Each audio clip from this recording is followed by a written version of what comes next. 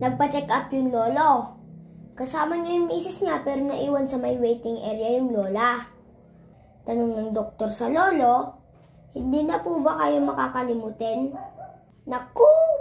Effective yung gamot, Dok. Perfect na yung memory ko. Wow! Good. Pero yung tuhod nyo, kamusta po? Malakas na rin, Dok. Sa katunayan, kakagaling lang namin ni Mrs. sa may seafood restaurant. Nasa 3rd floor yun Naghakdan lang kami. At kumain pa ako ng crabs. Hindi na sumakit yung tuhod ko, Dok. Mabuti kung ganun, Lolo.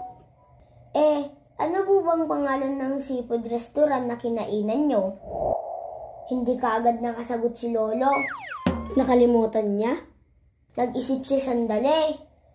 Tapos sabi niya sa doktor, Dok, ano nang pangalan ng bulaklak na may tinik? Rose po? Ay, oo, Rose. Rose! Rose! Sigaw niya habang nakatingin sa may waiting area. Rose! Ano nang pangalan ng restaurant na kinainan natin?